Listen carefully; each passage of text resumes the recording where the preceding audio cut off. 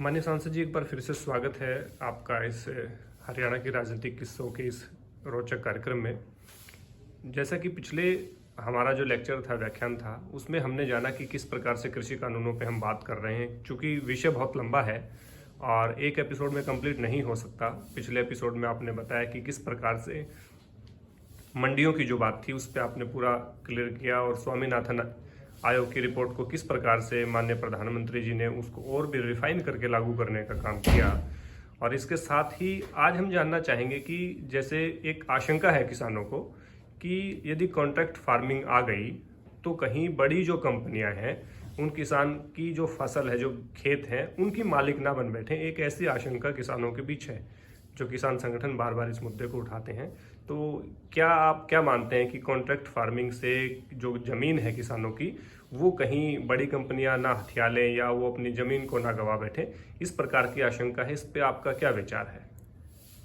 कि ये किसान को बहुत बड़ी गलतफहमी है। आज पूरे 18 राज्यों में कॉन्ट्रैक्ट फार्मिंग चल रही है और खुद पंजाब में जहाँ कांग्रेस का शासन है वहाँ बहुत से किसान कॉन्ट्रैक्ट फार्मिंग करते हैं। कॉन्ट्रैक्ट ये होता है कि किसी भी कंपनी को आपने चावल देना कर लिया, गेहूं देना कर लिया, आलू देना कर लिया, टमाटर देना कर लिया, आपने कॉन्ट्रैक्ट कर लिया और अगर मार्केट में आपके उत्पाद का भाव बढ़ गया और आप कंपनी को देने के बजाय मार्केट में चले जाते हैं तो वो आपके ऊपर केस कर सकता है। किसान की उसमें जेल भी हो सकती है, उसके ऊपर जुर्माना भी लग सकता है। अब मौजूदा जो कानून चल रहा था वो यही चल रहा था, उसमें किसान को बांध रख दिया था कि अगर उसके उत्पाद का बाजार में भाव बढ़ गया तो किसान को पहले ही रेट पर जो उसने कॉन्ट्रैक्ट किया है कंपनी को अपना उत्पाद देना पड़ेगा। नए कॉन्ट्रैक्ट फार्मिंग कानून के तहत तो प्रधानमंत्री जी ने, भाजपा सरकार ने किसान को मुक्ति दिलवाई है। एक बहुत बड़ी समझने का विषय है ये। आज क्या हालात हैं, अब जैसे आप लीजिए, सरकार ने बहुत सी चीज़ों के ऊपर आयात शुल्क इसलिए बढ़ा दिया कि किसान के उत्पाद की कीमत बढ़ जाए। जो तेल, जो हमने खाद्य तेल होते हैं, उनके ऊपर आयात शुल्क बढ़ा दिया और कई तो तेल ऐसे भी थे जो सेहत के लिए सही नहीं थे। जो एफपीओ की जो एक मानक होता है उसके ऊपर सही नहीं उतरते थे, उनका तो आयात ही बंद कर दिया। तो आज हिंदुस्तान में जो तिलहन के जो उत्पाद हैं, सरसों है और दूसरे जो तिलहन के उत्पाद हैं, उनकी एकदम से कीमत बढ़ गई, उनके भाव बढ़ गए।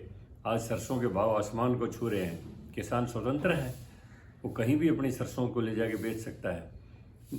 पुराने कॉन्ट्रैक्ट फार्मिंग के तहत अगर किसी किसान ने किसी ऑयल कंपनी को, तेल कंपनी को अपनी सरसों देनी कर ली और वो देनी कर ली, उसने 5,000 रुपया कुंटल, 5,500 रुपया कुंटल और मार्केट में रेट 7,000 आ गया, तो किसान को 5,000 पर ही उस कॉन्ट्रैक्टर को देनी पड़ेगी। और अगर किसान अपने कॉन्ट्रैक्ट को तोड़ता है तो उसके ऊपर जुर्माना भी हो सकता है, उसकी सजा भी हो सकती है।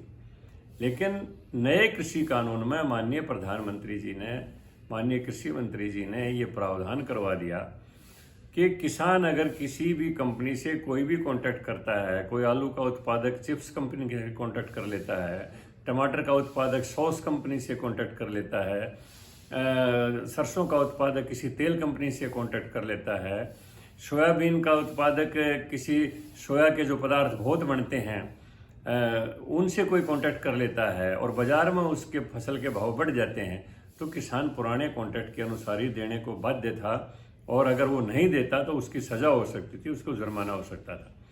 नए कृषि कानून में माननीय प्रधानमंत्री जी ने किसान को मुक्त कर दिया कि अगर किसान की फसल के भाव बढ़ जाते हैं तो वो व्यापारी को इनकार कर सकता है और वो कहीं भी ले जाके अपने उत्पाद को बेच सकता है। और अगर उसके व्यापारी लेता है तो बाजार मूल्य के हिसाब से उसको किसान से पुनः कॉन्टैक्ट करना पड़ेगा। उसको जो लाभकारी मूल्य बाजार में उसको मिल रहा है उसी हिसाब से उसको, किसान को पुनः उसका कॉन्ट्रैक्ट रिवाइज करके उसको नई कीमत देनी पड़ेगी। नए कृषि कानून में प्रधानमंत्री जी ने ये व्यवस्था करवाई है नए कृषि कानून में। और अगर मान लिया किसान के उत्पादन की वैल्यू घट गई बाजार में, उसका भाव घट गया, तो व्यापारी को, कारखानेदार को उसमें प्रतिबंधित किया गया है कि उसको किसान का उत्पादन उसी भाव पर उठाना पड़ेगा, चाहे मार्केट में उसकी वैल्यू कितनी गिर गई हो, कितनी कीमत गिर गई हो, जो उसने कॉन्ट्रैक्ट किया है उसी हिसाब के ऊपर उसको किसान का उत्पाद खरीदना पड़ेगा। किसान को मुक्त कर दिया और कंपनी को बाध्य किया है नए कृषि कानून में। और अगर कोई कंपनी कोई इस बात से मुकरती है तो एसडीएम लेवल के अधिकारी को ये पावर दे दी नए कृषि कानून में, क्योंकि अदालतों में बहुत लंबित केस पड़े होते हैं और अदालतों की कार्रवाई लंबी चलती है, लेकिन एसडीएम लेवल के ऊपर बोझ नहीं होता अदालत के ऊपर, और वो जल्दी उसमें निर्णय हो जाता है। और उसको ये यहाँ तक ये कर दिया कि अगर कोई किसी भी कंपनी का मालिक अगर किसान के कॉन्ट्रैक्ट को भंग करता है तो एसडीएम को उसके ऊपर 50,000 रुपये तक का जुर्माना करने का अधिकार होगा, और उसको किसान को उसकी जो कॉन्ट्रैक्ट किया उसकी दुगनी फसल की वैल्यू दिलवाने के लिए बाध्य करना पड़ेगा। यानी किसान को पुराने जो कॉन्ट्रैक्ट के कानून थे जिसमें किसान को बाधित किया गया था, किसान को प्रतिबंधित किया गया था, उनसे मुक्ति नए कृषि कानून में दिलवाई है। फिर भी मुझे अचरज होता है कि आज किसान को धन्यवाद करना चाहिए था कि इतना अच्छा कानून बना दिया, और वो कह रहे हैं कृषि के काले कानून है, इनको वापस ले लो। बड़ी विडंबना की बात है कि किसान संगठन समझते हैं, मैं मानता हूँ वो ना समझते हो, लेकिन एक राजनीतिक मुद्दे का उसको बना के और एक राजनीतिक लाभ के लिए केवल मात्र मोदी विरोध, केवल मात्र भाजपा विरोध के लिए किसान के कंधे के रूप के ऊपर बंदूक चलाई जा रही है, और किसान को नई कृषि कानून के बारे में समझने नहीं दिया जा रहा। और एक और बात मैं बता दूं, नए कृषि कानून में ये अनुबंध है, अगर कहीं किसान कोई कॉन्ट्रैक्ट करता है और उसको फसल में घाटा पड़ता है तो किसी भी कीमत पर, या उसने कहीं से लोन लिया है और वो नहीं भर पाता है, तो किसी भी कीमत पर नए कृषि कानून के तहत किसान की जमीन के माध्यम से उसके कर्जे को नहीं लिया जा सकेगा। यानी जमीन किसान की ही रहेगी, किसी भी हालत में किसान को जमीन से बेदखल नहीं किया जा सकता। ये भी प्रावधान नए कृषि कानून में किया गया है कि जमीन हर हालत में किसान में की रहेगी, और अन्य तरीके उससे वसूली के हो सकते हैं, लेकिन उसकी वसूली के बदले में ना कोई बैंक उसकी जमीन को ले सकता, ना कोई कंपनी उसकी जमीन को ले सकती, ना कोई अदालत उस जमीन को कहीं दूसरी कंपनी को दिलवा सकती। तो इससे कितनी बड़ी मुक्ति दिलवा दी नए कृषि कानून के तहत माननीय प्रधानमंत्री जी ने। बजाय इसका धन्यवाद करना चाहिए, इस इतने अच्छे बिल का विरोध किया जा रहा है। ये बड़ी विडंबना की बात है। इससे यही लगता है कि सब कुछ जानबूझकर समझते हुए भी एक राजनीतिक लाभ के लिए किसान का प्रयोग किया जा रहा है, और किसान की ये बात समझ में नहीं आ रही है, क्योंकि जो तथाकथित किसान नेता हैं वो कहीं ना कहीं उनके तार उनसे जुड़े रहते हैं, और वो अपना कोई ना कोई आर्थिक लाभ उठा के और किसान को प्रयोग करते रहते हैं, उसको उकसाते रहते हैं। इसके ही लगता है। मैं एक और बात आपको बताऊं, आज सरसों के भाव आसमान पर हैं, जीरी के भाव, कच्चे चावल के जो उसके आसमान के ऊपर हैं। ये भाव क्यों बढ़ गए? इसलिए बढ़ गए कि भारत सरकार ने बहुत से ऐसे तेल थे, खाद्य तेल, जो स्वास्थ्य के लिए हिंदुस्तान के हिसाब से ठीक नहीं थे, उनको प्रतिबंधित कर दिया। बहुत से ऐसे थे जो ठीक थे तो उनके ऊपर आयात शुल्क बढ़ा दिया, तो देश के उत्पाद की वैल्यू बढ़नी थी। यानी प्रधानमंत्री जी हर हिसाब से कृत संकल्प हैं कि मेरे देश के किसान को उसके उत्पादन का लाभकारी मूल्य मिलना चाहिए, ना कि समर्थन मूल्य मिलना चाहिए। समर्थन मूल्य तो उसकी जो लागत है उसको मिल जाए, फिर वो रोटी कहाँ से खाएगा? मैंने 50 रुपए की लागत लगाई और 50 मुझे वापस मिल गए, तो मेरा परिवार कहाँ से खाएगा? तो इसलिए प्रधानमंत्री का ये इरादा है कि किसान को लाभकारी या समर्थन मूल्य नहीं, किसान को लाभकारी मूल्य मिले, और वो कम से कम भी उसके कृषि के उत्पाद से 1.5 गुना तो कम से कम मिलना ही चाहिए। प्रधानमंत्री का ये इस कृषि कानून के तहत ये एक विजन है। तो मैं अपने किसान भाइयों से कहना चाहता हूँ कि वो कानून की सत्यता को समझें, परखें, विश्लेषण करें। अगर फिर भी उसमें कोई कमी दिखाई देती है तो सरकार को सार्थक सुझाव दें। सरकार हर समय सुझाव के लिए उनके दरवाजे खुले हैं सरकार के, और कोई भी ऐसा काम ना करें जिससे जनता को भी परेशानी हो, सरकार को भी परेशानी है और वो खुद भी परेशान हो। इसलिए शांतिपूर्ण धरने समाप्त करके प्रधानमंत्री की नीतियों के ऊपर, सरकार की नीतियों के ऊपर यकीन करते हुए समय देना चाहिए। फिर भी ये लोकतंत्र है, अगर कोई भी कानून आपको गलत लगता हो, फिर भी मैं कहता हूँ हालांकि कुछ भी गलत नहीं है, सब कुछ किसान के हित के लिए। तो 5 साल बाद वोट के माध्यम से आप कोई भी फैसला कर सकते हैं। और जो आज जो पार्टियां आपको उकसा रही हैं किसान को, ये तो सत्ता में लंबे समय तक रही हैं। अगर वो पुराने कानून इतने अच्छे होते तो किसान की दयनीय हालत क्यों होती, क्यों वो कर्जदार होता, क्यों वो आत्महत्याएं करता। तो इसलिए पुराने समय से जो एक परंपरा चली आ रही थी कि समर्थन मूल्य, minimum support price, why minimum support price, उसको लाभकारी मूल्य होना चाहिए। और यही नीति मोदी जी ने अपने नए कृषि कानून के तहत की है। सपोर्ट प्राइस के तहत कब तक किसान अपना गुजारा करेगा। तो मैं ये कहता हूं, फिर भी उसके पास तो ऑप्शन, ये तो लोकतंत्र है, हर 5 साल के बाद हर पार्टी को मैंडेट लेना पड़ता है। उसको गलत लगे तो दूसरे लोगों को मौका देके देखें, फिर देखेंगे कैसे किसान की वो खुशहाली के लिए काम करेंगे। उन्होंने आज तक तो कुछ किया नहीं। 2008 से स्वामीनाथन रिपोर्ट पड़ी रही, वही तो सत्ता में थे 2014 तक।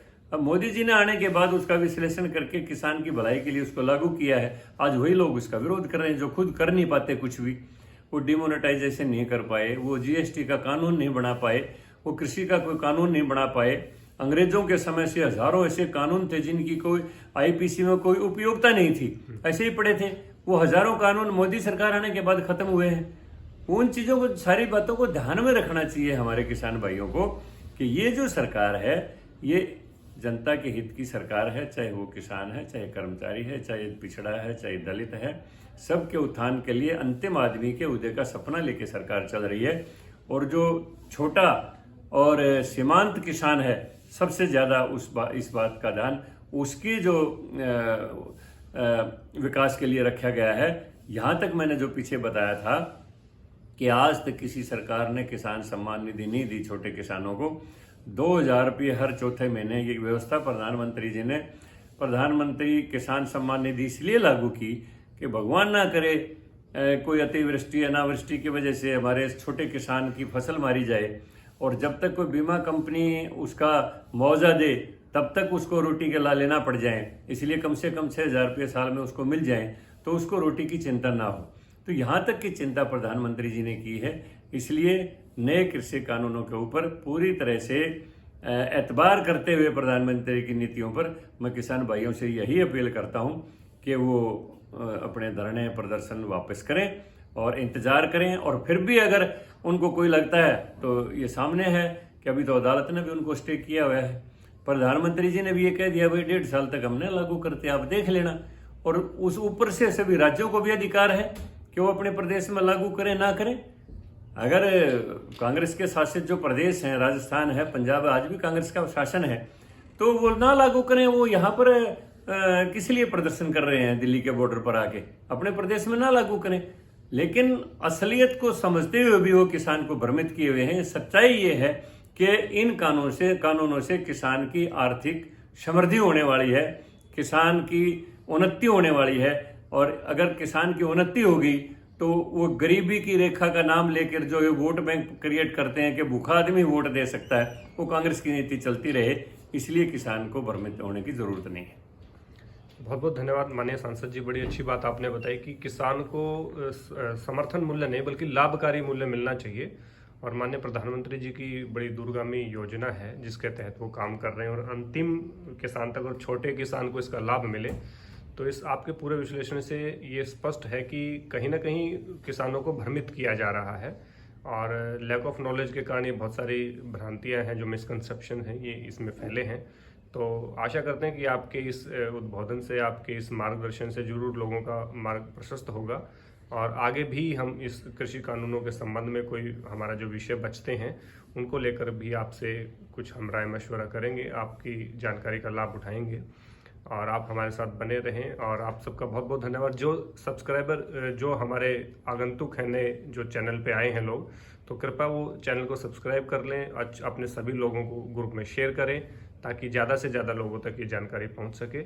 आप सबका बहुत बहुत धन्यवाद। जय हिंद, जय भारत।